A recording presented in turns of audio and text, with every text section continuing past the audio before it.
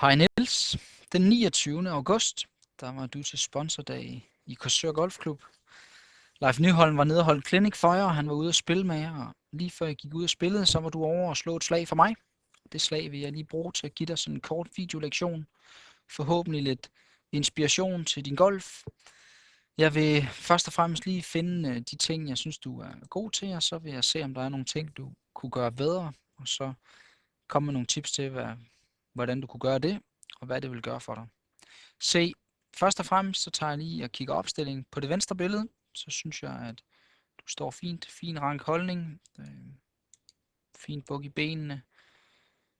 På det højre billede er der en tilpas afstand imellem fødderne. Den passer rigtig godt. Jeg kunne godt forestille mig at få dig til at have armene til at hænge lidt mere lige ned. Det vil bare betyde, at du skulle stå måske en lille smule tættere på bolden. Og så vil jeg gerne have den højre hånd der til at lægge lidt mere ind fra siden af grebet. Forestil dig, at du bare skulle sige goddag til grebet, og det kom ind fra siden.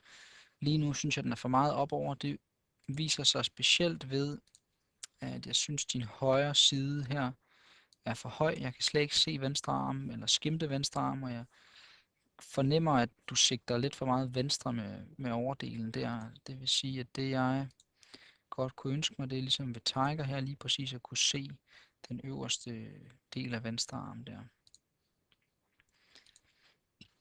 Godt, men lad os så se, er der ellers nogle ting her, jeg lige kunne finde. Lad os bare tage udgangspunkt i det. Jeg sætter lige nogle streger på, og så kan vi se, hvordan bevægelsen er.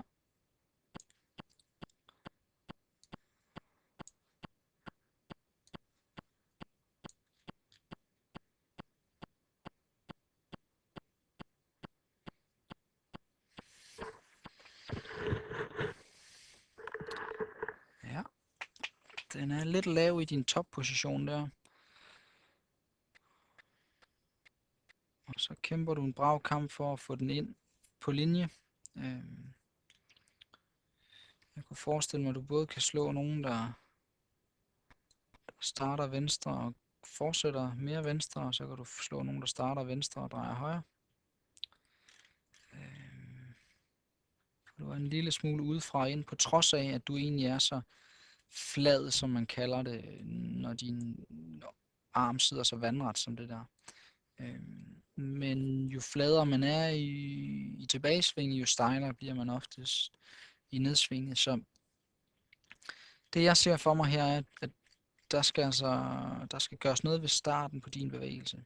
Og det vil sige, at den måde du får køllen væk fra bolden her, hvor der sker meget armrotation af både venstre og højre arm, det kommer til at bringe køllen meget herom bagved dig. Jeg ville gerne have haft den til at arbejde op igennem den her trakt her. Det er korridoren, inden for hvilken af de bedste spillere svinger køllen. Så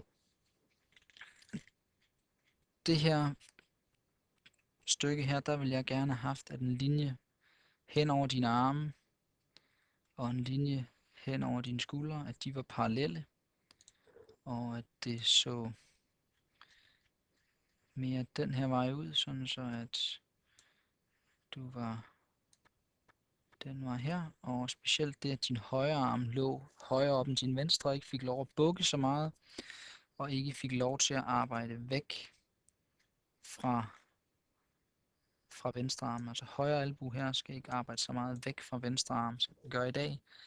Det kan være, at du arbejder med en fornemmelse af at have højre arm meget tæt ind til siden, og den kan have været god for dig på et tidspunkt. Men det vil specielt være i overgangen fra tilbagesving til nedsving. Det behøver ikke at være så tidligt her i tilbagesvinget. Så bliver toppositionen meget, meget lav. Jeg ville gerne have set, at jeg imellem dine arme, altså herinde, kunne se den her skulder her. Og der vil alligevel skulle noget af en operation til lige nu, for at det kunne lade sig gøre. Men på den anden side, hvis vi lige kunne få armene den her vej op, så vil den lige pludselig gemme sig der. Og det er altså et spørgsmål om, hvordan du får startet bevægelsen her.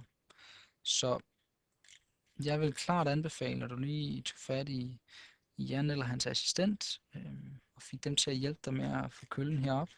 Du skal også være velkommen til at besøge os, det er ikke det, men det er nu altid nemmere at besøge sin hjemmetræner. Så det at få den der start, armen her, til at ligge højere, hvis jeg lige tager og henter dig ind igen herover og se her en gang. På det her tidspunkt ville jeg stadigvæk gerne have haft, at højre arm var højere oppe end venstre. Og det vil så også bringe køllen mere den her vej opad. En lille ting, jeg også sidder og kigger lidt på her i din opstilling, som jeg har lidt svært ved lige at gennemskue, når jeg ikke kan tage fat i dig, det er, at jeg synes, din øjenlinje tipper den vej der. Det gør også, at hele din bevægelse er lidt orienteret mod venstre. Så det kunne godt være godt for dig også lige at få det højre øre her til måske lige at dryppe et par dråber vand ud, lige i sådan en fornemmelse, når du stiller dig op. Men ja, det er sådan set de grundlæggende ting i det. For hvis du vil have rettet den boldflugt herud, og du vil have hugget nogle slag af dit handicap, jamen så skal der ske noget med de par ting, jeg lige nævnte i opstillingen, og så derfra, så skal der ske noget med den start her, fordi en bevægelse, der skifter retning så meget som den her, der kommer du til at have bøvl med at få bolden til at flyve lige ud.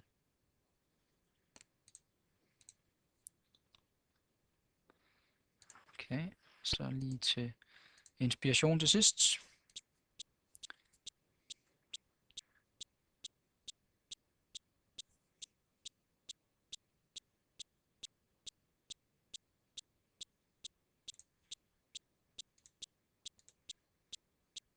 Jeg håber, du har haft en rigtig god dag i selskab med sponsorerne, og at du har givet live tæsk ud på banen.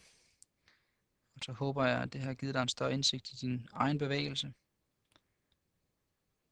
Tak for nu. På gensyn.